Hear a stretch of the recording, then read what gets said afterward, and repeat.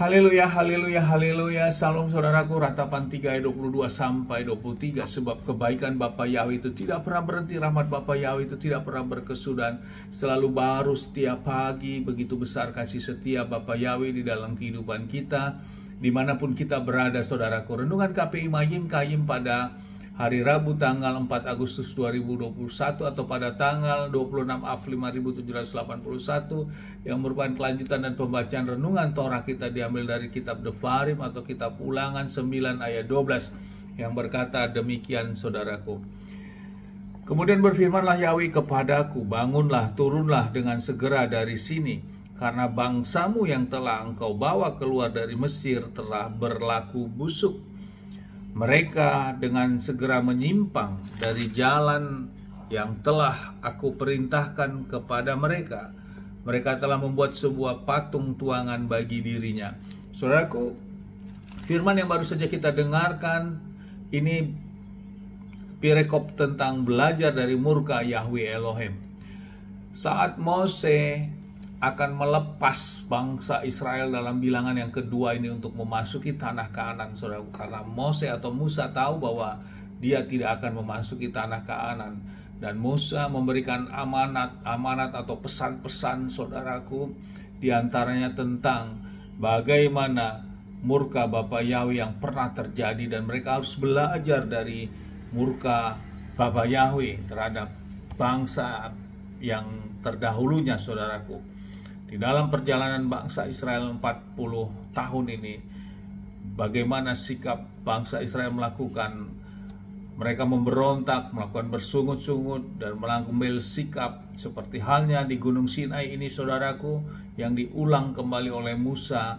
Bapa Yahweh murka terhadap peristiwa Gunung Sinai atau di Gunung Horeb ini saudaraku, saat Musa 40 hari 40 malam naik ke atas gunung dan turun untuk membawa 2 loh batu. Bangsa Israel melakukan sikap kesalahan besar dengan membuat patung tuangan lembu emas saudaraku, dan mereka menari-nari dan menyembah patung itu. Saudaraku, ini yang menjadi penekanan bagi Musa pada waktu itu.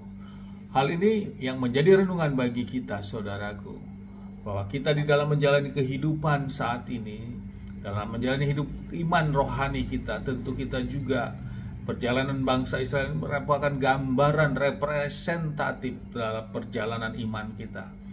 Saat kita jatuh bangun dalam iman kita saudaraku, sesungguhnya Bapa Yahweh itu sangat tidak berkenan saudaraku, sama seperti bangsa Israel pada waktu itu. Namun kasih Bapa Yahweh begitu besar bagi kita saudaraku. Bapa Yahweh masih tetap menopang tangannya untuk menolong kita saat kita jatuh saudaraku dalam iman kita, dalam pelanggaran-pelanggaran dan dosa kita. Masih memberikan kesempatan-kesempatan yang diberikan kepada kita saat ini saudaraku. Untuk itu saudaraku, lewat renungan pagi hari ini kita ditegur kembali. Mari kita untuk membuang semua kebusukan-kebusukan yang ada di dalam diri kita saudaraku. Saudaraku, untuk kita bangkit bukan datangnya dari luar saudaraku. Dari luar itu merupakan sesuatu stimulus saja yang menstimulus, namun respon untuk kita keluar dari hal kebusukan itu, baik kebusukan-kebusukan yang ada di dalam diri kita, hanya kita sendiri saudaraku. Untuk kita mau mengambil sikap untuk membuang semua kebusukan-kebusukan di dalam kehidupan kita yang tidak berkenan dan bertentangan dengan hukum Bapa Yahweh saudaraku. Jangan ada kebusukan itu saudaraku, karena kebusukan itulah yang menghambat dan akhirnya Bapa Yahweh murka saudaraku, sehingga janji-janji berkat itu juga tidak Bapa Yahweh curahkan dalam kehidupan kita. Ini yang menjadi renungan bagi kita saudaraku.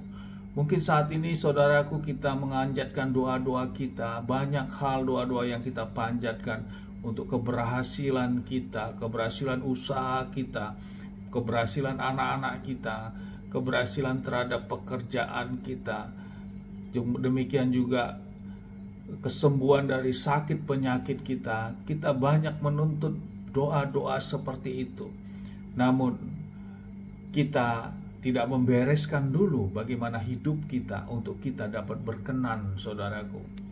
Kita harus melangkahkan kaki, saudaraku, untuk prioritas utama kita harus hidup kita dikembalikan dulu dalam keperkenanan Bapa Yahweh, saudaraku. Sehingga semua kebusukan-kebusukan itu harus kita buang di dalam diri kita, sehingga murka Bapa Yahweh tidak terjadi dalam kita. Setelah itu, saudaraku, sehingga kita tujuan hidup kita adalah untuk kita dapat berkenan kepada Bapa Yahweh. Lewat itu kita lakukan berproses itu, maka kita memanjatkan permohonan-permohonan kita. Itulah sistemiknya Bapa Yahweh, saudaraku. Bukan sebaliknya. Kita berdoa pagi, sore, dan selalu memanjatkan doa. Namun apabila masih ada kebusukan-kebusukan di dalam hati kita, dan kita tidak mengambil sikap melangkah untuk melakukan ketaatan akan firman Bapa Yahweh, maka sesungguhnya hal itu sesuatu hal yang tidak sesuai dengan hukum Bapa Yahweh, saudaraku. Mari, saudaraku, kita awali pemberesan diri kita. Hal semua kebusukan itu kita buang, saudaraku, sehingga Bapa yang tidak murka di dalam hidup kita, dan Bapa yang membukakan berkat-berkat-Nya, sehingga doa-doa kita Bapa Yahweh jawab, saudaraku.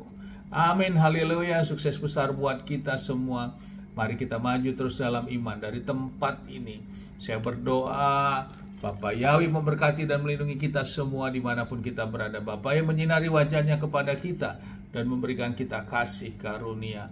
Bapa yang menghadapkan wajah kita, memberikan kita damai sejahtera. Apa yang kita kerjakan, apa yang kita lakukan sepanjang hari ini, semuanya menjadi berhasil, dan kita orang-orang yang percaya kepada Bapa Yahweh dan mau melakukan perintah-perintah dan ketetapannya. Kita tidak dipermalukan dan hidup kita diberkati. Amin, haleluya. Shalom, saudaraku.